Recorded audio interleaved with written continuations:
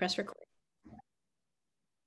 So this weekend we had our graduation. It was Mother's Day, all of these life events. And so we're all in the celebratory mood. Anybody else have someone graduating this year?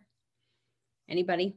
Tell me that it's normal to be sad about something great. It's weird. But today we actually get to focus on something that I had a conversation with Diamond Megan Goff, and she said something to me that I thought was really beautiful and really important to hear. And she said, I used to think that it was always about action. Action cures everything. Like go, go, go, do it, do it, do it. And she said, it wasn't until more recently that I've had this epiphany that if you have the wrong mindset or the wrong belief driving that action, it actually won't help you after all. And that is just flat out the truth. It's actually so unbelievable if you actually let yourself process that, because it sounds too simple. You're like, I know we have to have good mindset, but really, really let yourself think about what that means. What are you thinking about? Do you believe you can do this? What is your opinion of this whole opportunity? Like if you think it's embarrassing to tell people about it, but yet you're heavy into action, like it's missing. It's not, the puzzle pieces aren't aligning. And that's why I asked my friend Diamond, Bethany Speer, to come on today and share with you guys, because her ability to share about mindset's pretty darn fantastic. We did a Diamonds in December. Was it Diamonds in December? What was it called, Bethany? What was the thing we did? I don't remember. I know you're talking about, but I don't remember what it was called. We did something at Opryland Hotel, and it was called something. Diamond. Daring to be diamond. Daring to be diamond. There you go. It was like diamond is your destiny. I couldn't think of what it was, but she did a talk there that I thought was so fantastic. So anyways, I asked her to come on our power hour today and share. And so you guys go ahead and be ready to be in the place to receive about mindset, so that we can work into really getting into the action that we need to be in with the right belief and the right mindset. So thank you for doing this, Bethany. I'm going to go ahead and mute and let you take over. Absolutely. Well, I'm honored to be on here. And like Jennifer talked about, I am so passionate about mindset, more specifically like your thought life. And a few years ago, actually not pertaining to the business at all, I was just really struggling in my thoughts. Got a hold of the book, Get Out of Your Head by Jenny Allen. And I've always called Jenny Allen my spirit animal. I don't know if any of y'all follow her at all, but it's like we're on the same wavelength. And I started really wrestling with my thought life, and she came out with this book, and I was like, what in the world? And so I really started to do this work of, so I'm a pastor's wife, so I'm going to talk about Jesus. But I started to do this work where I was like, if the Lord tells us that we're supposed to be transformed by the renewing of our minds, then that means that work is possible. And that means that he thinks that is so important, that our thoughts are powerful, and the things that we are thinking and dwelling upon have an impact on our life, and they change everything. And so I really started to dive into that. What does it look like to take your thoughts captive, and to really kind of interrupt that spiral of negativity you might have come into your mind with a truth, with something that's going to negate that spiral from you spinning all the way downwards. And so obviously pulled this into my business as well, and have found that it makes such a huge difference. Just like Jennifer was just talking about, you cannot out skill set your mindset.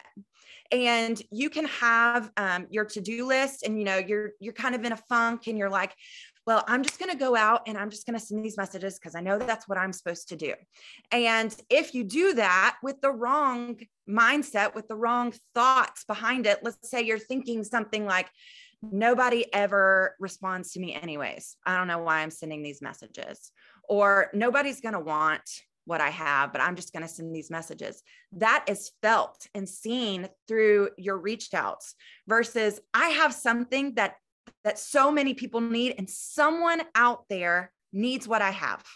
And if that's the thought that we're telling ourselves when we're going into our reach outs and our work, then that's the passion that's going to shine through. We're going to go with passion. We're going to reach out with passion.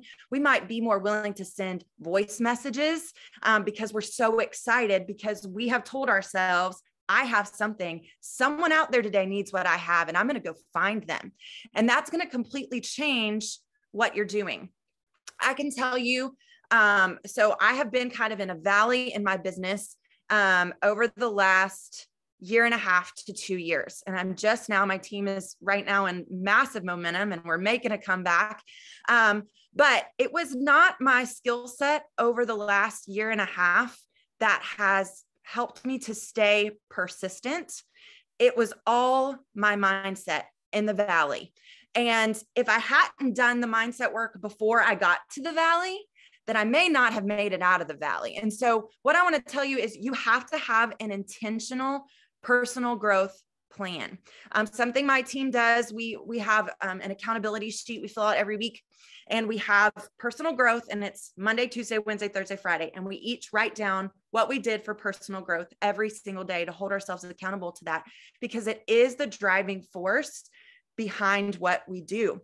And I never would have stayed persistent in the valley. I never would have been able to just trust the process. I kept telling myself, I'm doing the work. I'm putting the systems in place. I'm pouring into my leaders. Why am I not going anywhere? Why am I not, building back up to where I was? And I just kept saying, trust the process, be persistent, be consistent, and trust the process.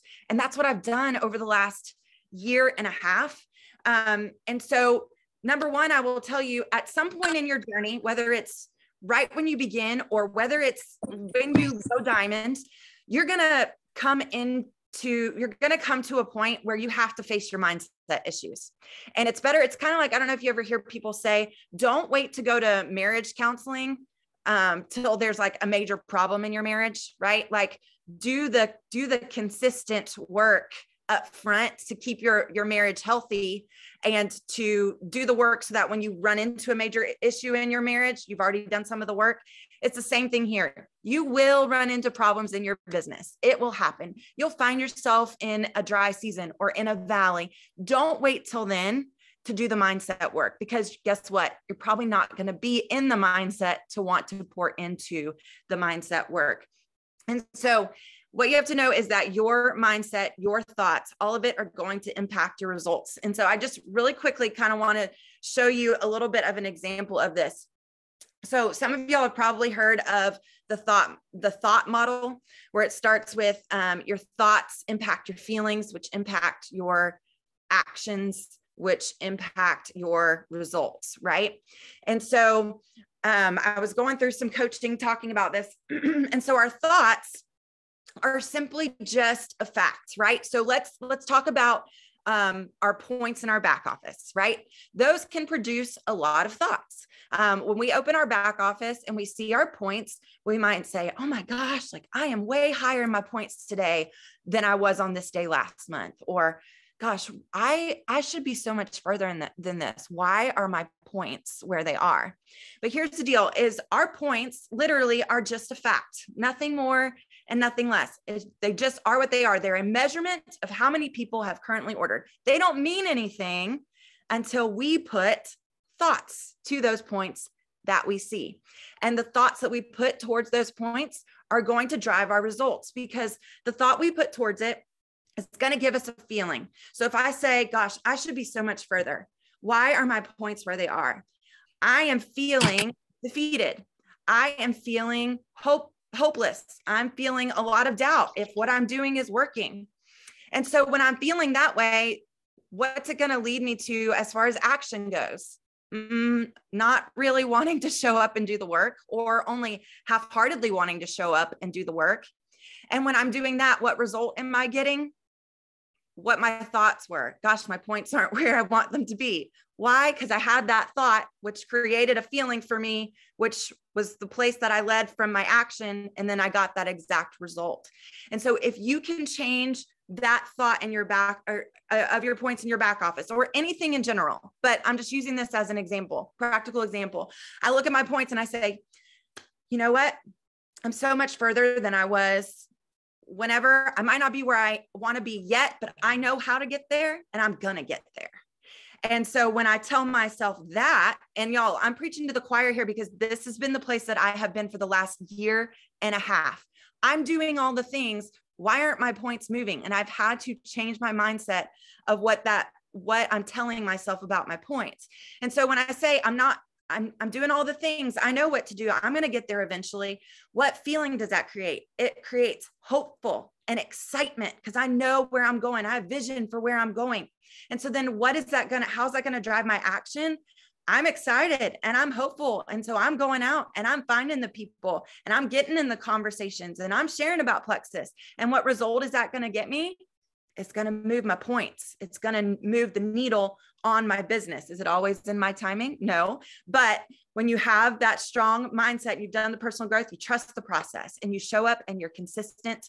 And so change your thoughts, change your results. Have an intentional personal growth plan and put it in place now, whether you have just signed your very first person and you're just going silver, or you're all the way at diamond, because there's going to come a point where you're going to have to dig in deep. And that's going to come from a place of where your mindset's at. I feel like, you ever feel like God's whispering in your ear about a topic for a couple of days and then you're like, okay, I get it. Like this has been coming up a lot. Alita said something, when you're living in a place of growth and in a good mindset, you feel excitement and passion and enthusiasm. But when you live in that fixed mindset of just, it's never going to happen, that what you're describing, you have anxiety, she gave me all these words that were ugly and gross and disgusting. And I'm like, I don't want to feel that way. So you said Get Out of Your Head by Jenny Allen, but do you have anything else that for you is like, this is something you love and you would recommend for sure to read or listen to? So it's funny because I actually read Get Out of Your Head and What to Say When You Talk to Yourself at the same time. And I kind of loved that because what to say when you talk to yourself. And I'm just going to be honest, like as a pastor's wife, there were some things in there I didn't agree with, but there's a lot of science to it. And so I loved the science part and then the spiritual part, like coming together. Jenny Allen does use scientific stuff too, but just having the two perspectives together were really good. As far as mindset, my second favorite that I've probably seen the most growth out of my leaders from was Failing Forward by John Maxwell. And really just redefining the word failure and what we think of it and what it actually means and that we actually have to fail to succeed. I have seen so many of my leaders just break into new territory out of their comfort zone, being willing to risk and fail forward after reading that book. So definitely highly recommend that one as well. I absolutely love John Maxwell. And I think at first, when you first do the 21 laws and you do the 5 levels of leadership, you're like, okay, John Maxwell, I've done it. Let's move on. And then you come to find that he actually is, I think, the top premier person I can understand him. He just explains it so perfectly. Okay. And I did write down the thoughts, feelings, actions, and results. And we've kind of talked about that before here on this call. And I think Emily Gibson has something that she walks through in the same manner. But if we could just remember to do this every time we sit down to work, gosh, what a difference we would experience. Okay. I'll tell you too, I know for me, like when I read the verse, take every thought captive, that feels so overwhelming, right? Because we have like a billion thoughts a day. And so for me, and especially just like, since we're specifically talking about business, just think of like, what's your one like main thought when it comes to your business that you struggle with, and start there. Just start with one. And I always tell people, find a truth or an interrupting thought that as soon as that thought tries to enter your mind, you interrupt it with whatever your truth is. And so for me, my big one, this isn't in my business per se, but just in life in general, I've struggled with discontentment a lot. I'm an Enneagram 7 and I get bored. And so discontentment is a thing for me. And so the Lord really gave me the verse, the Lord is my shepherd, I shall not want.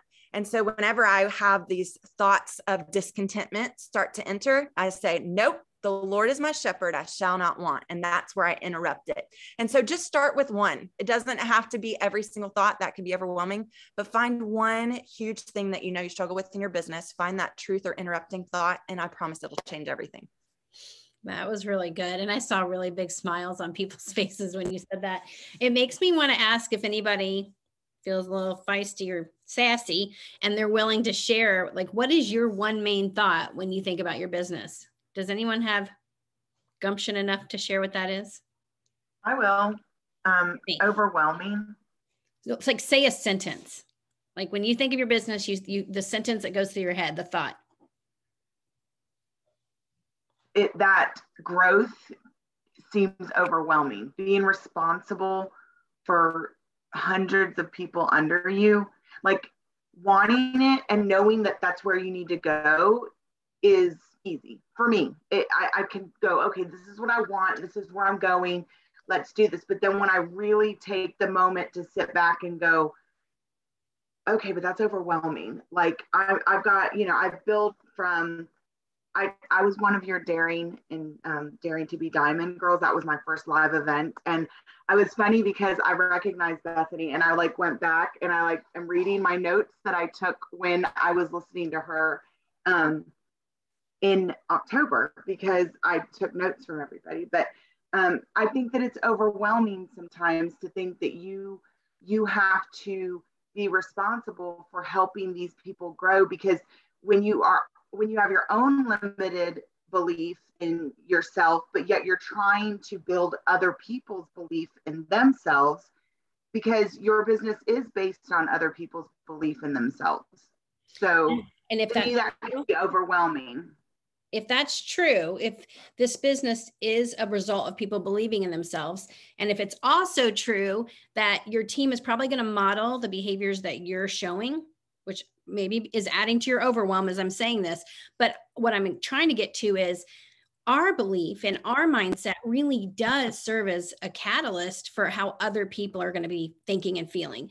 And so I would encourage you, I don't know if you want to use scripture, if you just want to use a phrase. I immediately thought I can do all things through Christ who strengthens me. If I start thinking this is overwhelming, like this is really overwhelming, you could say that, or you could say, I'm smart enough and I'm able enough to learn the skills as I grow. Like there are so many things you could say to yourself. And here's the funny part. You really don't realize when you're in that place, you're like, of course it's overwhelming. Everyone would think it's overwhelming. Overwhelming, of course. It's your choice. We get to choose what we think. And so when I put on this outfit to go to graduation and I noticed that there's some things that were rolling and folding over, I was like, I can say to myself, I feel uncomfortable and I feel like I don't look cute, or I can say, I really look amazing. And I kept saying that the whole day. I really look amazing. And it changes your posture and how you walk. It's the best. Bethany, I really appreciate it. That was the best. And anybody else want to add anything before we say goodbye to her? You're the best, Bethany. Thank you so much for getting on, and we're going to get to work. Here we go. All right. So 2 things that we need to be talking about. I went ahead and wrote down a list of things, but the 2 main things. 1, we're going to work on being curious, and I'll explain what that is. 2, 80% of sales happen after the 5th contact. It's between 5 and 12.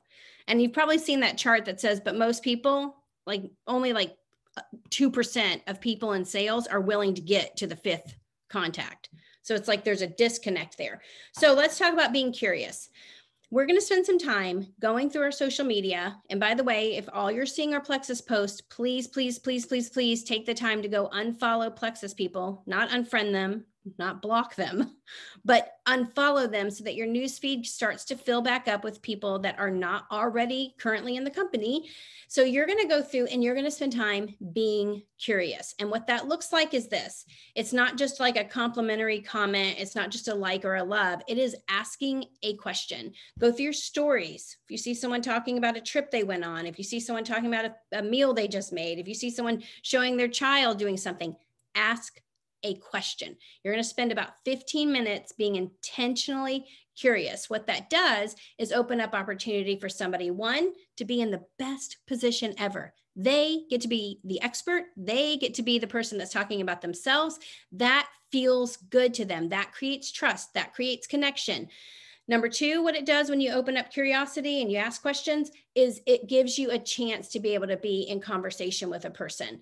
And as I'm saying all this, I think to myself, is this genuine? Is this really what we're supposed to be doing? And I think to myself, man, I love a business that forces me to go and get into relationship, that forces me to make connection, to get to know people. That's a beautiful thing. And when you're doing it with the right character and the right motives, we're all good. So we're going to spend time being curious for the next 15 minutes. And then I'm going to talk to you about getting to that part of getting to the fifth contact.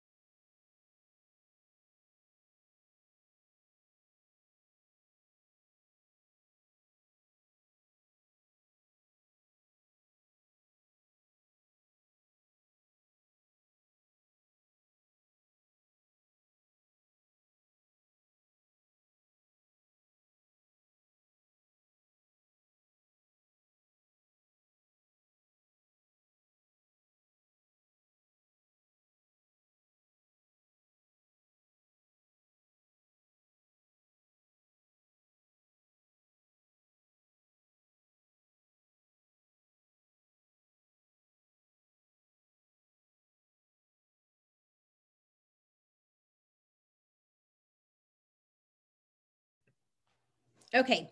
So I hope that was really helpful for you guys to know that that actually is income producing. I know sometimes they say, oh, scrolling Facebook and blah, blah, blah is not income producing. But the truth is, if it really is 5 contacts or more that result in 80% of your sales, then how are we going to make those contacts? Because personally, I don't want one of those contacts or all of them to be, hey, you still thinking about it? Hey, how's your family? Again, like just the same. Oh, ugh. Like, let's try to have a different conversation. And so now what I want you to do to help with those 5 contacts, I want you to think of all of the people that you're in conversation with, whether you've even brought up Plexus. And I want you to tear up your calendar. And by that, I don't mean rip it. I mean like tear it up by filling it up. I want you to go through and kind of space things out by the week. And I want you to fill in their name on a day each week so that you're reminded to make that contact. So eventually we get to 5 and then 6 and then 7. Fill in your calendar, put little reminders. I had a girl that messaged me and she didn't know this, but she messaged me about something totally non-Plexus related. And I said, I'm putting her in my calendar. So about a week and a half later, I had a reminder pop up that said, message Angela. And I remember going, why do I have to message Angela? And then I was like, oh yeah, a contact. And so it was just me going back to her and saying, hey, I was thinking about what we were talking about. How's it going with that? 5 contacts, y'all. Go tear up your calendar.